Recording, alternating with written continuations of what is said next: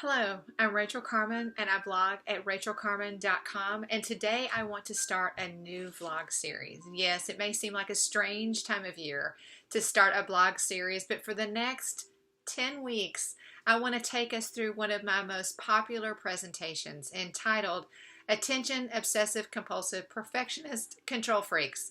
Chill out. I want to start this now because the holidays are ahead. Yes, I could wait until the New Year's, but that would leave the risk of ruining the holidays. And if you suffer from being obsessive, compulsive, perfectionist, or as a control freak, the holidays are truly at risk. So I want to outline what these three different things are. And just for the record, I'm not talking about clinically, although I do have a great deal of respect for clinically diagnosing any one of these issues. I'm really talking just practically, the way you live out. And I think a lot of us suffer from these three. And I do mean suffer. We hold ourselves hostage and those around us when we choose to continue living in these patterns. So let's get started.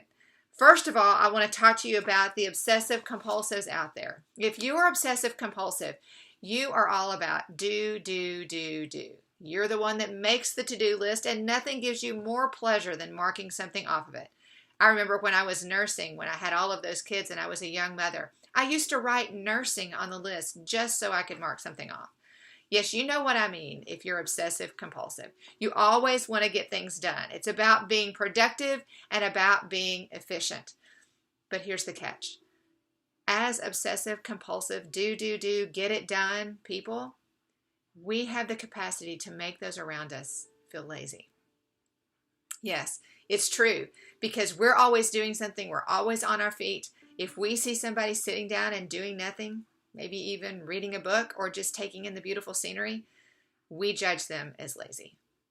That's not a good way to spend the holidays. It's a good idea to sit down and relax, and it doesn't make someone lazy. Next, we have the perfectionist. For the perfectionist, it's all about image. It's all about everything looking right all the time.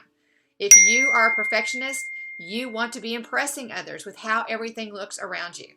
And here's the deal.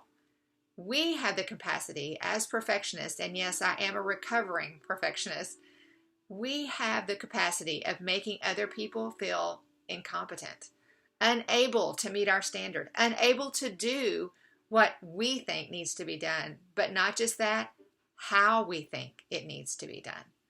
So we've got the obsessive compulsive who's always about getting things done. We've got the perfectionist who's about getting it done to maintain an image. And finally, we've got the control freak. The control freak's a little different from the perfectionist in that the control freak believes there's only one way to get something done. And that way is my way.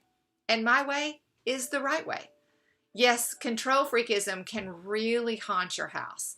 And a lot of us as mothers suffer from that. But if you are a control freak, you have the capacity to make others around you feel completely unnecessary, unneeded, because they can't do it your way all the time. Maybe they don't even know your way because you haven't communicated. And besides, their way works too, but you're not willing to consider it. Let me give you just one example. At our house, we like to train our kids to do various responsibilities around the house, and I hope that you're doing the same thing. And one of the responsibilities for the very young in our house is the responsibility of folding the kitchen towels.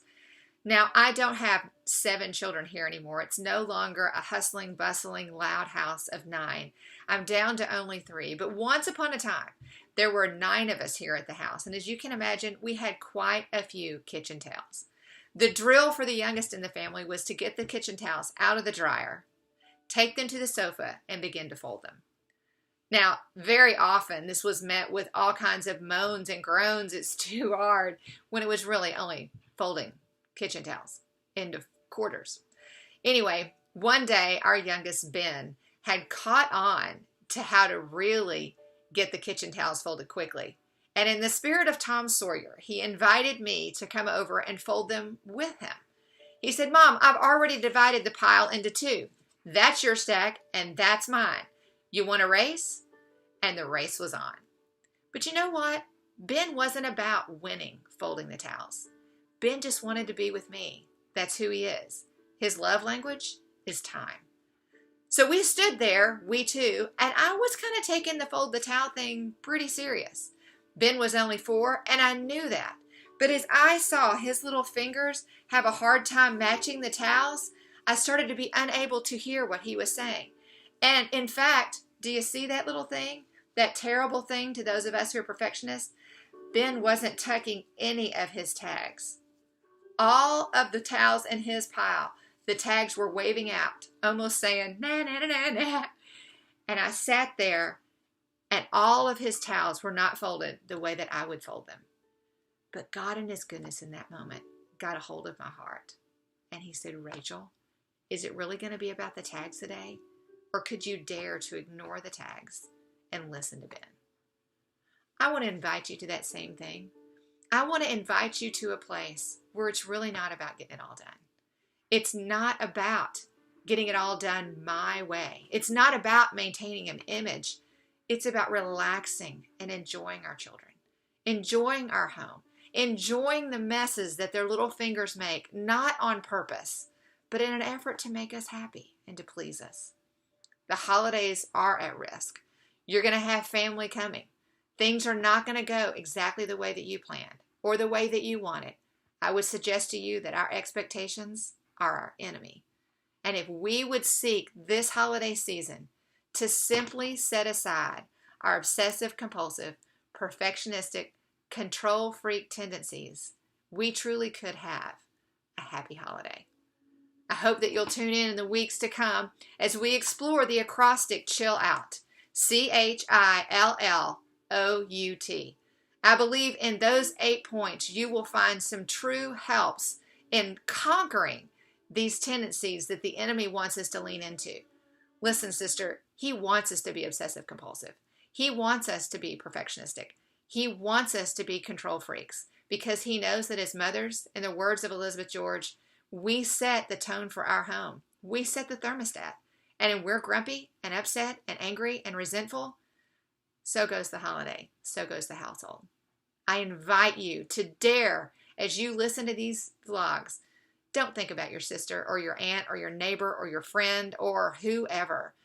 I dare you to think about you. I dare you to be introspective, to look deep inside of yourself and ask God, how can I change? How can I grow for the benefit not only of myself, but of my family and for the glory of the King? I'm Rachel Carman, and I blog at rachelcarman.com. Thanks.